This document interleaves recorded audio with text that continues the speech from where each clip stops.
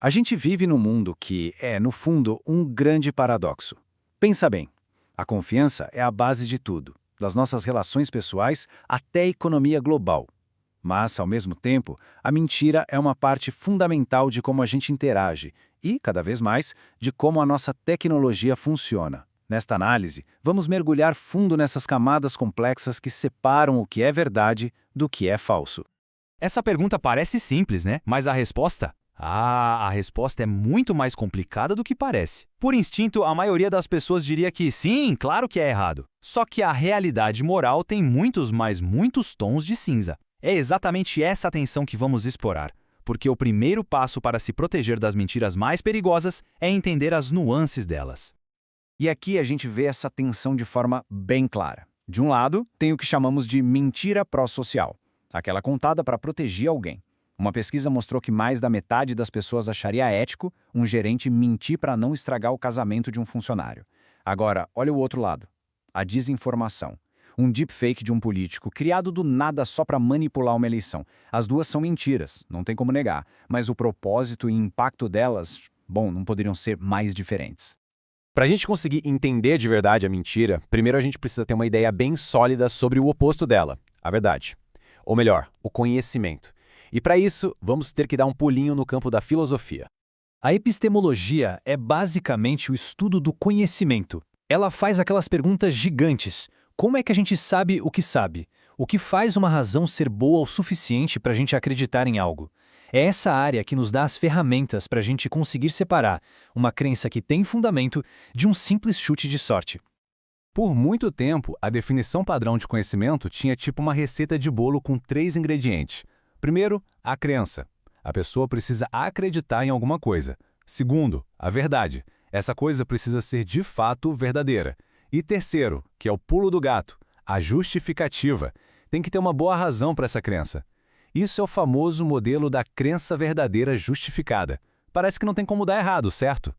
Bom, a filosofia adora um bom desafio, né? E essa definição clássica encontrou um problema enorme, um obstáculo que simplesmente abalou as estruturas da epistemologia por décadas. E esse é o famoso problema de Gettier. Ele mostra que é totalmente possível ter uma crença que é verdadeira e justificada, mas que mesmo assim não é conhecimento. Ué? Como assim? Porque a justificativa e a verdade podem estar ligadas só por um acidente, por pura sorte. É tipo acertar um alvo de olhos vendados. A flecha acertou, mas não dá para dizer que a pessoa sabia que ia acertar. Isso mostra que essa relação entre verdade e justificativa é bem mais complicada do que a gente imagina. Agora vamos sair um pouco da filosofia e entrar no funcionamento da nossa mente. Se a verdade já é tão complicada, não é de se estranhar que o engano seja tão comum. Mas o que leva alguém a mentir? E talvez o mais importante, o que nos torna tão, digamos, fáceis de acreditar em mentiras? Os psicólogos geralmente apontam 3 emoções principais ligadas ao ato de mentir. Tem o medo, claro, de ser descoberto. Tem a culpa pelo que se fez, mas existe também um lado mais sombrio, que o Dr. Paul Ekman chamou de duping delight, que seria algo como o prazer de enganar. É aquela euforia que o mentiroso sente quando o plano dele dá certo, uma espécie de parabéns para si mesmo. Essa frase da psicologia cognitiva já dá uma pista de uma vulnerabilidade enorme do nosso cérebro. A gente prefere o que é fácil de processar. Essa fluidez, essa sensação de que algo é simples de entender, pode ser confundida com a verdade. Então, se uma mentira é contada de um jeito simples, elegante e fácil de engolir, o nosso cérebro tende a aceitá-la sem muita resistência. E essa preferência pela facilidade aparece em vários vieses cognitivos. A corrida para resolver nos faz tirar a conclusão mais óbvia, ignorando detalhes importantes. O efeito da mera exposição é super poderoso. Quanto mais a gente ouve uma mentira, mais ela começa a soar como verdade. E claro, o famoso viés de confirmação, que funciona como um filtro, fazendo a gente só buscar e aceitar as informações que já batem com o que a gente acredita.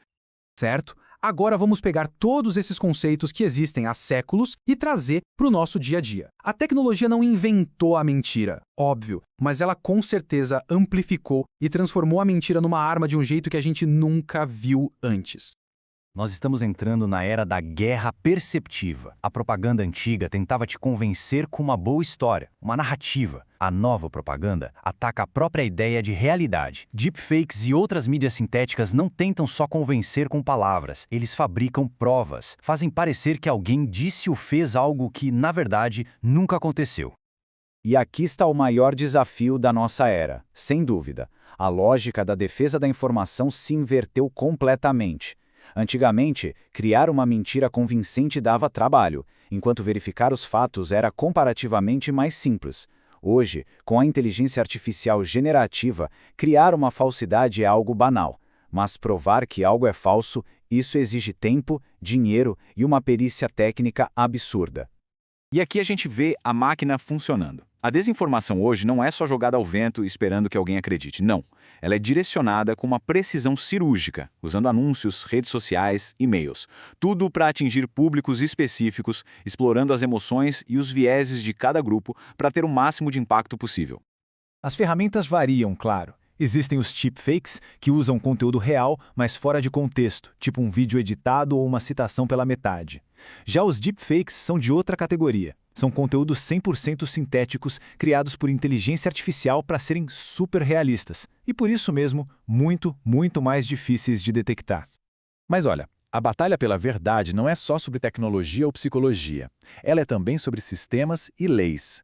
Muitas vezes é o poder que decide quais verdades podem ser ditas e recompensadas e quais devem ser punidas.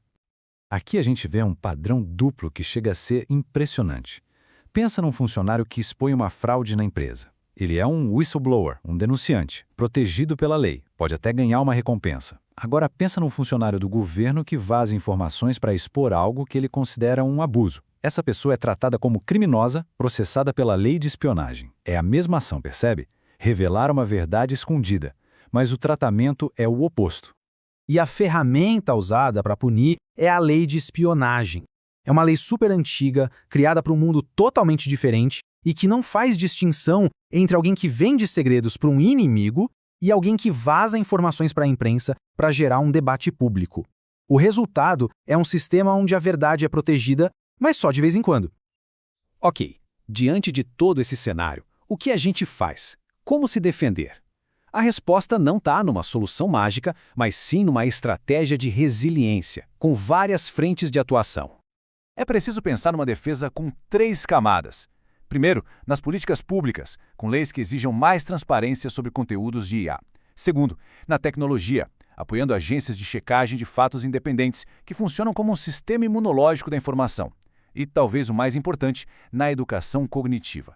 Cada um aprender sobre os próprios vieses para se tornar um consumidor de informação mais esperto e mais crítico. No fim das contas, a conclusão é esta. O grande objetivo não é virar um detector de mentiras humano que consegue pegar cada falsidade no ar. Isso é impossível. O verdadeiro objetivo é cultivar uma mentalidade de pensamento crítico, uma estrutura que nos permita navegar por esse mar de informações com um ceticismo saudável e com mais resiliência. E assim, a gente termina com a pergunta que vai definir a nossa era. A tecnologia está desgastando a confiança mais básica que a gente tem, a confiança nos nossos próprios sentidos. No futuro, aquele ditado ver para crer talvez não seja mais um sinal de sabedoria, mas sim um convite para o engano. E a resposta para essa pergunta vai determinar não só como a gente consome informação, mas a própria natureza da realidade que a gente compartilha.